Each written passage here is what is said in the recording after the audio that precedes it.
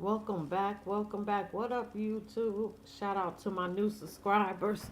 Shout out. Shout it out.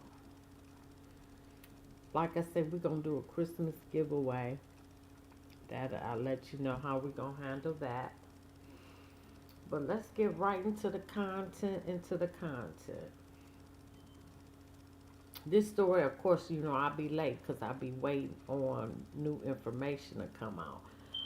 But there was an active shooter incident at Fort Stewart in Georgia, which resulted in 5 soldiers being shot and wounded by a fellow soldier, Sergeant Cornelius Rayford. The shooting occurred in the 2nd Armored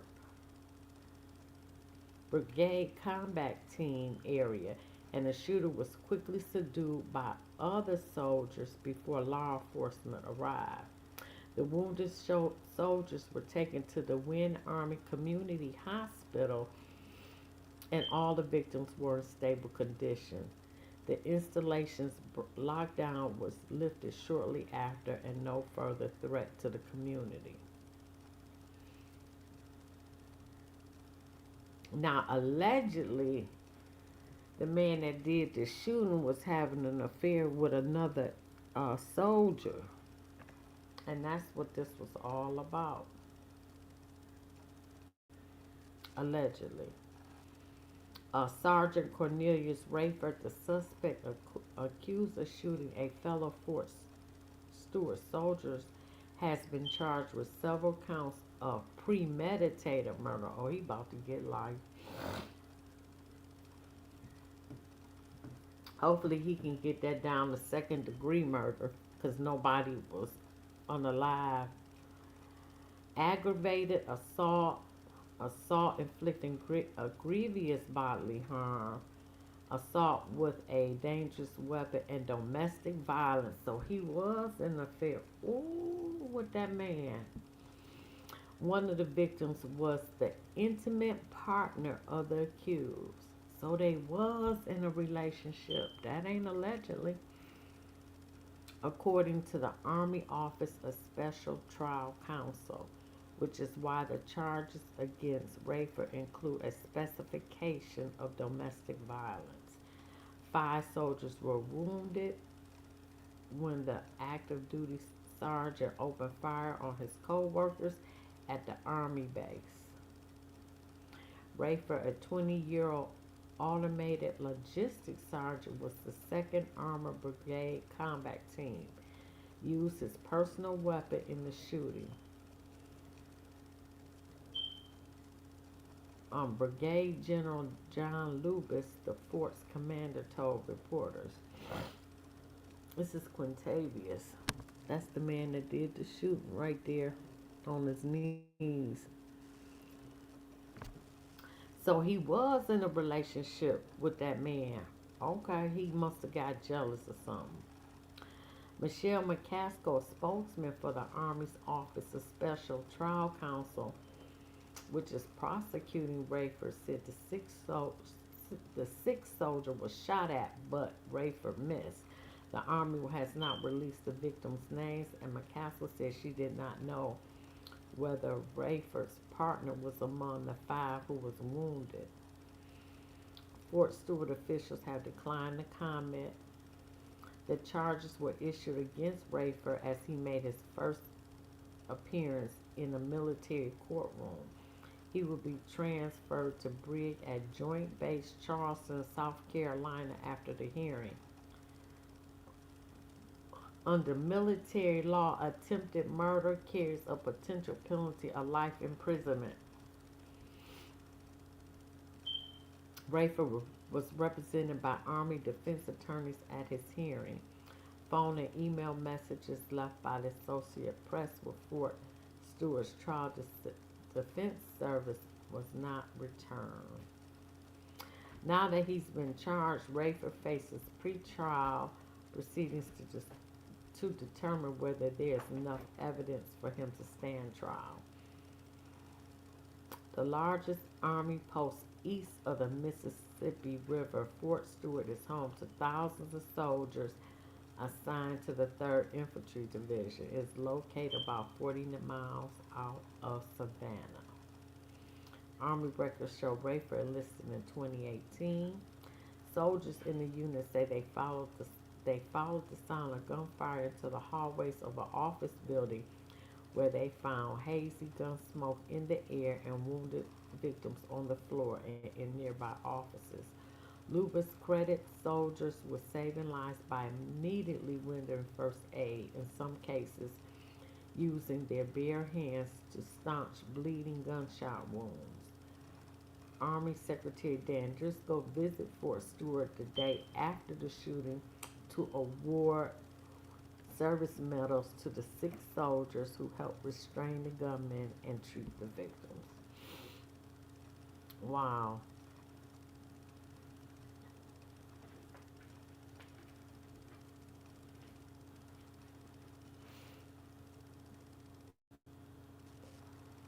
All right, let's get into it.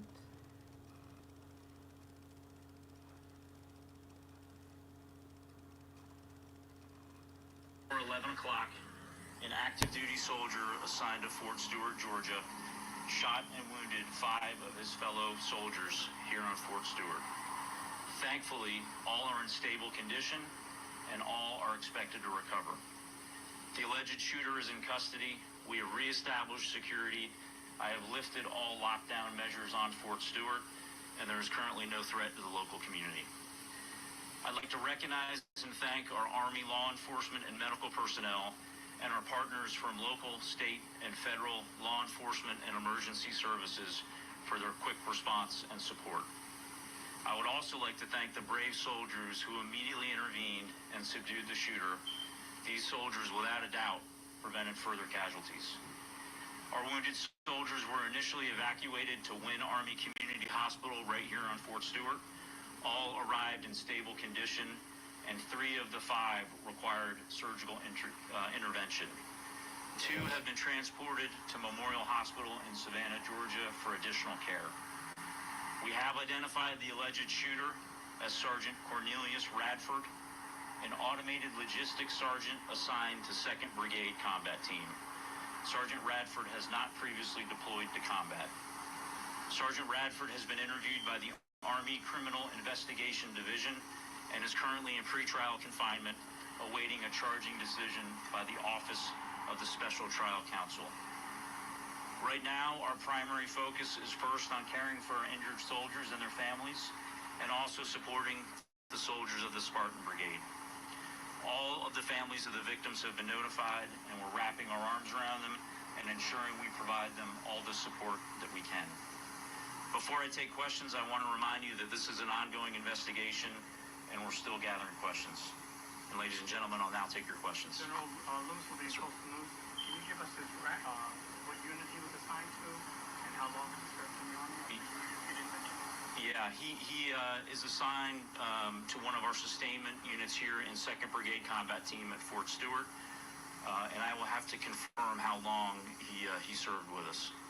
Yes, sir. Responding with the Associated Press, as best you can, knowing it's so early, can you walk us through where this happened, what happened in the shooting, and were the victims subordinates to the sergeants, or were they people over him in rank? Yeah, right now it's premature, and we're gathering a lot of the information. What we know is this soldier, the shooting occurred at the soldier's place of work. It did involve his co-workers. We're still not certain about the motivations, but again, he's been interviewed by Army investigators, and we believe we'll gain more information here shortly. Yes, ma'am. Wow. Wow. So he did. He got jealous about his boyfriend.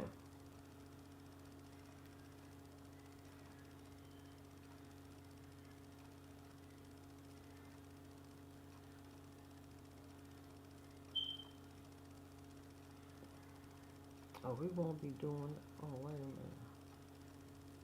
Shooting at his place of work. At our gates, we have armed guards and protective equipment. This one's a bit difficult, and we're going to have to determine how he was able to get a handgun to his place of duty.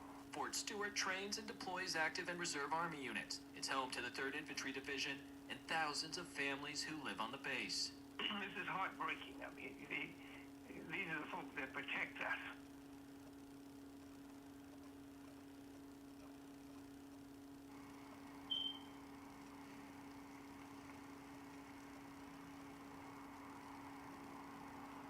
Yeah, let's do it. We have what, today in Florida at 7 News? Oh, that's just taking too long. We're going to delete that one. We done with that one. How about that? To the U.S. now, where an Army sergeant has been arrested in connection to the shooting of 5 soldiers and the alleged gunman reportedly opening fire at his workplace on Wednesday. CNN's Michael Yoshida breaks down what happened in Georgia. The main gate here at Fort Stewart back open following Wednesday's shooting. At last check, the 5 soldiers who were hospitalized are stable and expected to recover. The suspected shooter is in custody as we're learning new details about what led up to the shooting. Army Sergeant Cornelius Radford is in custody on suspicion of shooting and wounding 5 of his fellow soldiers at Fort Stewart. The gunfire erupting just before 11 Wednesday morning on the military base near Savannah, Georgia. Mag Station 1, mutual aid request for a gunshot wound on Fort Stewart. A law enforcement official briefed on the case tells CNN the suspect had a disagreement with one of the shooting victims Tuesday. Wednesday, he followed that coworker to a maintenance area and shot him in the chest before shooting 4 others. Soldiers in the area that witnessed the shooting Wow. immediately and without hesitation We saw that attacking the already. soldiers, subdued.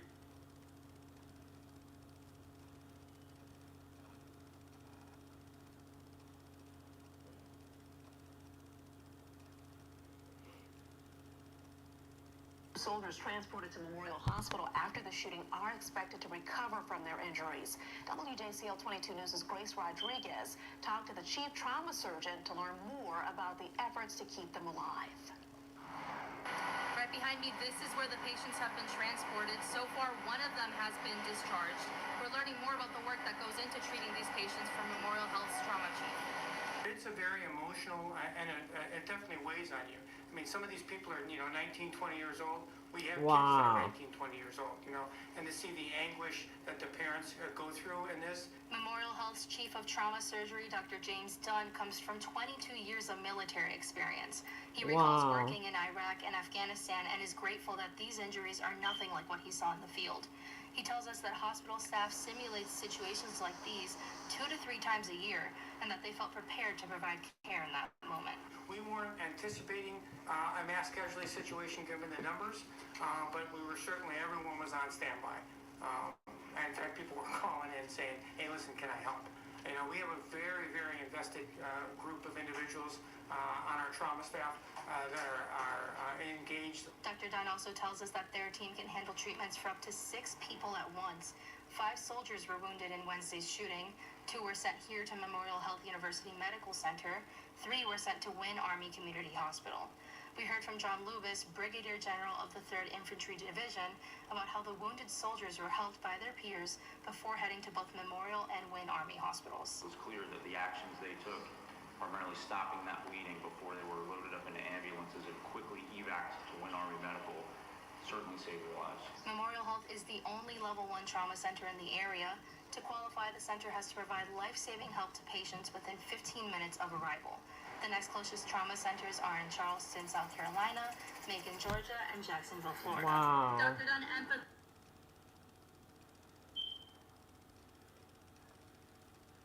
This is the uncle of the shooter. I just want y'all to know that I love y'all. And I try my hardest to be the best I could be. My time is slowly coming to an end. I choose my destiny and my fate. I might not be with my mama, but I'm gonna be in a better place. That was at 10:30. The first shooting happened at 10:50. Wow. What was the response? Everybody was coming in, you okay? I say, call me. Everybody coming in, please don't talk like that. Quan called me. Don't talk like this, bro. Miracle saying, what's going on? Answer my phone. He not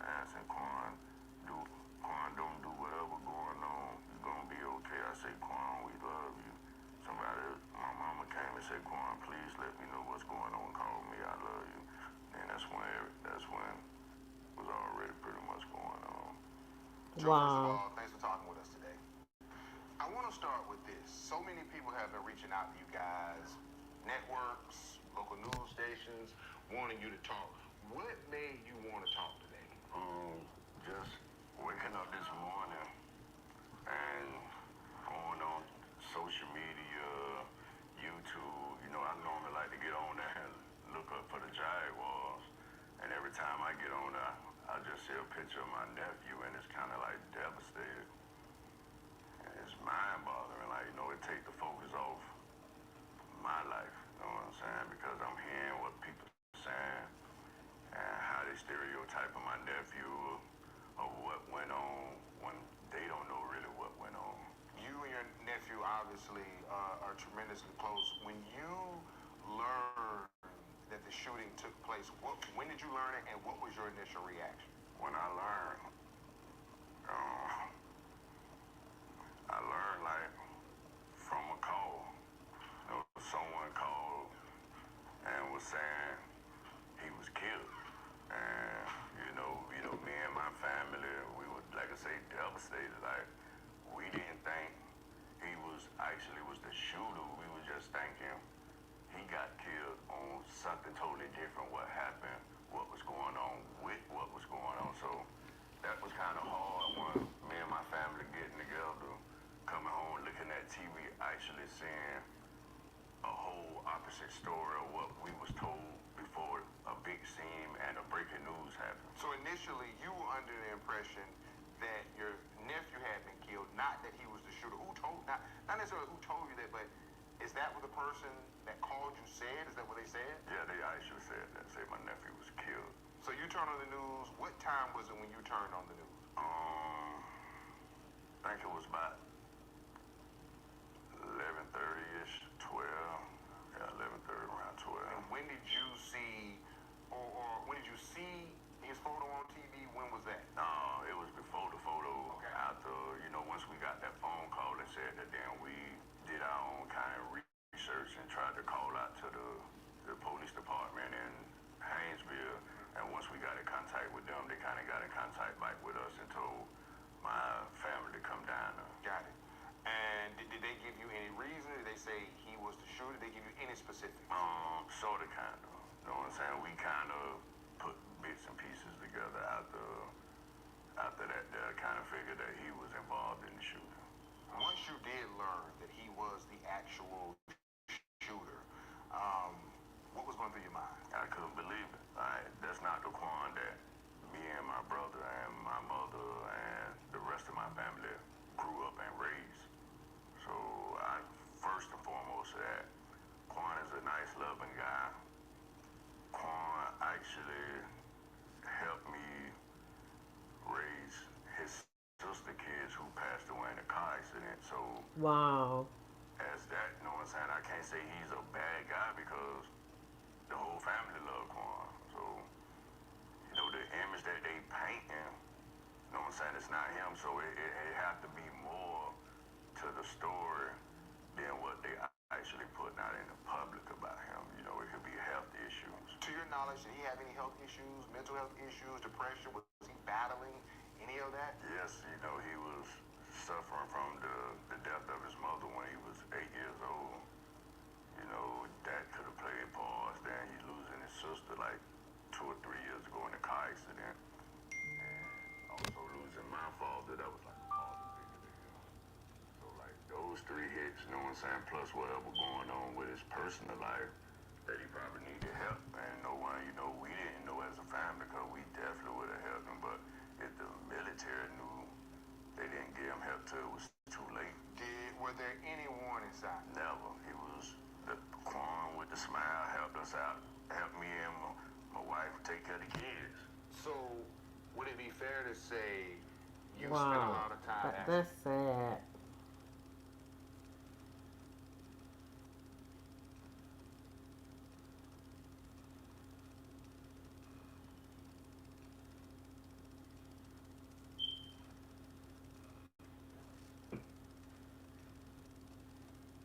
You only got a few more videos.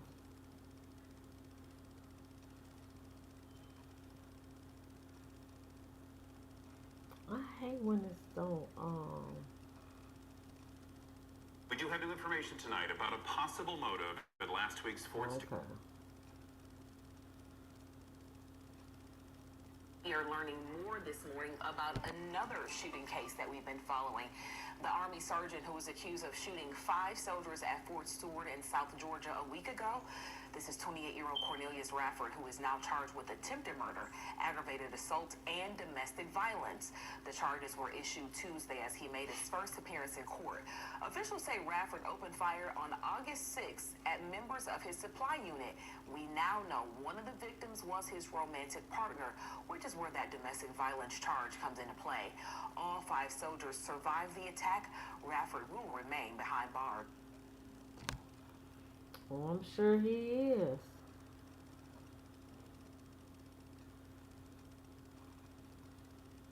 Okay, this is where we find out. We do have new information tonight about a possible motive at last week's Fort Stewart shooting. This is the bariatric gelatin bedtime recipe that took me from 198 to 147 in just weeks. It's natural, simple, has 0 side effects, and takes less than a minute to make. No $2,000 injections needed. Just 1 glass of this gelatin. I don't know where this and I'm coming pretty sure from. you already have everything. I don't know where that's coming from. In your Oh, now it's not playing. Alright, let me get up.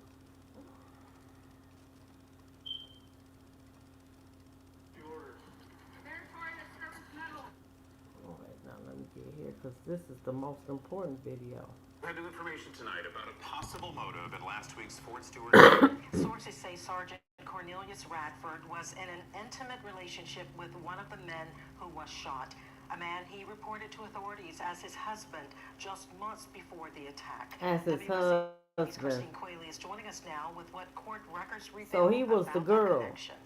Yes, Tina, Ben. So through court records and sources with knowledge of the investigation, I've learned that the alleged Fort Stewart shooter, Sergeant Cornelius Radford, seemingly had a romantic relationship with a man who was one of the victims. Sergeant Cornelius Radford was arrested by a Georgia State Patrol officer for driving under the influence on May 18th, just weeks before he allegedly opened fire on Fort Stewart. In the report, the arresting officer says his car was released to a man he self-reported to be his husband. However, according to court records from Liberty County, that man was already married to a person sources say identifies as a woman and was in the process of finalizing a divorce from her. In fact, court records show the divorce between the man Radford referred to as his husband back in May and that man's wife was finalized 1 day before the shooting at Fort Stewart. Though Radford told Georgia State Patrol the man who took custody of his car was his husband, a source with knowledge of the investigation told WSAV that Radford was only known as an acquaintance to the man with potential for a relationship. That source confirmed Radford's self-reported husband was one of the shooting victims. Radford is being charged with domestic violence by the Army Office of Special Trial Counsel, and their office also confirmed one of the victims was Radford's intimate partner. This development comes amidst reports that Radford was bullied for a stutter during his time at Fort Stewart. WSAV spoke with a soldier that recently left Fort Stewart who shed more light on these claims, and we've altered his voice in order to protect his identity. He was essentially the bottom of the pecking order and just not handling it well. He's known for being pretty aggressive with his soldier and pretty extreme behavior. And he was known for a pretty heavy stutter. He was pretty much just made fun of. And instead of doing really anything else he could have done, he took the extreme option. And Radford was transferred to Joint Base Charleston for pretrial confinement, and as is always the case in criminal proceedings, he is presumed innocent until proven guilty in this matter. Christine Quayle, WSAV News 3, on your side. They asked me, and I'm going to share the recipe I used to lose 24 pounds. Okay, first you're going to... So the man getting...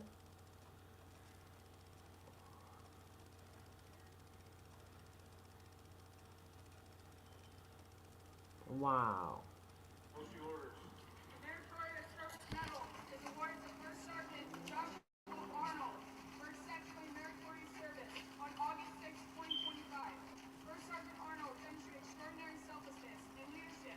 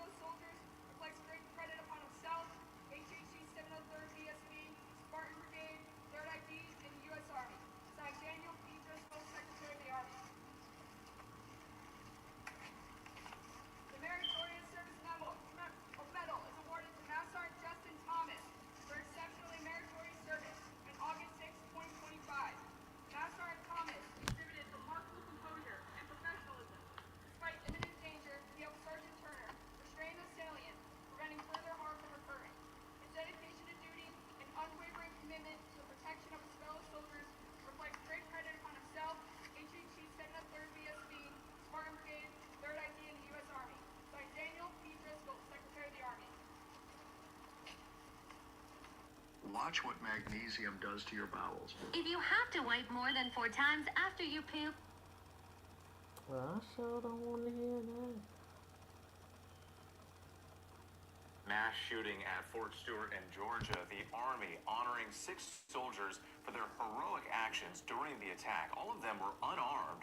The Army Secretary saying their fast action absolutely saved lives from being lost. ABC's Faith Abube reporting from Fort Stewart tonight. At Fort Stewart today, Army Secretary Dan Driscoll honoring the men and women who jumped into action to save lives when investigators say a fellow soldier opened fire on the base, wounding 5 of their own. They were unarmed and ran at and tackled an armed person who they knew was actively shooting their buddies, their colleagues, their fellow soldiers. Sergeant Turner exhibited extraordinary courage.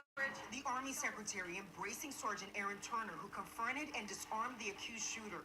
28-year-old Sergeant Cornelius Radford seen here being transferred to jail after his arrest. Sergeant Turner saying Radford claimed he wasn't going to hurt fellow soldiers and that he was focused on leadership. It's not going to end up hurting any of the soldiers. It's pretty much dealing with leadership. He was dealing with leadership and he wanted to go home. Yep.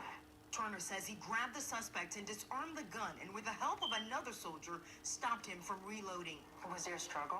Yes, the whole time through. He was fighting back. Yeah, we were trying to hold it. Other soldiers ran toward the gunfire to treat the wounded. I look up and a soldier saying, I got shot, I got shot, I got shot. Immediately put the soldier on the ground, got the top off, rendered aid, tried to stop bleeding. And we just kept him stable until the ambulance got there. Tonight, the Army says they're continuing their investigation into Radford and how he allegedly got a personal gun inside Fort Stewart. Sergeant Turner says he saw no warning signs. Did you consider him a friend? Yeah. As far as the interactions, never seen anything wrong with him. He's always a happy-go-lucky guy. And with Army investigators are drawing up charges against the accused shooter, he's likely to be transferred into a military facility. Meantime, 2 of the victims remain in the hospital, but all 5 of them are expected to make a full recovery. Whit. Encouraging news there. Faith Abube, thank you.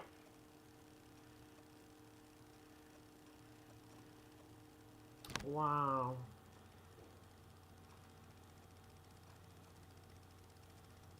All right, this is our last. Oh, I think this is the last one.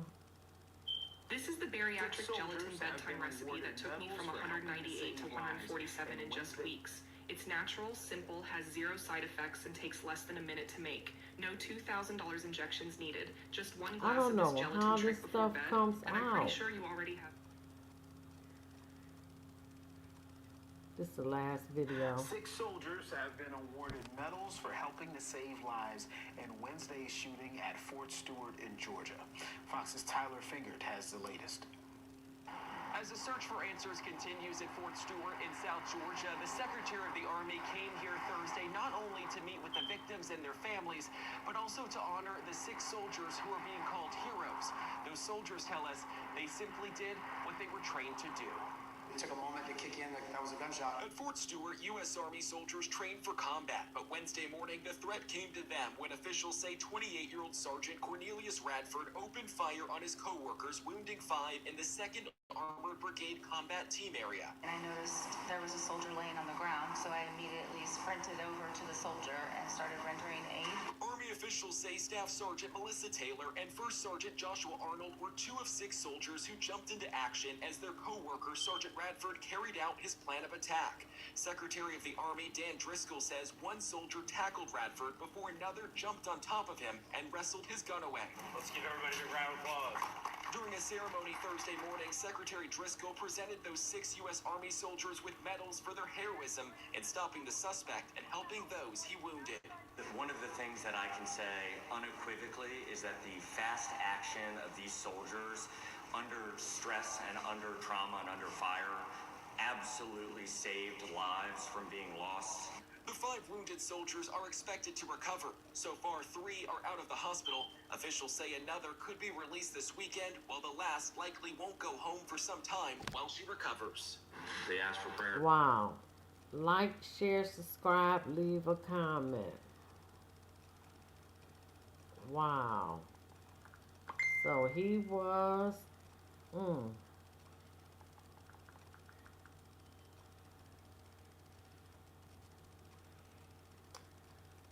So that's why they did domestic violence. Anyway, like, share, subscribe, leave a comment, hit that like button, please.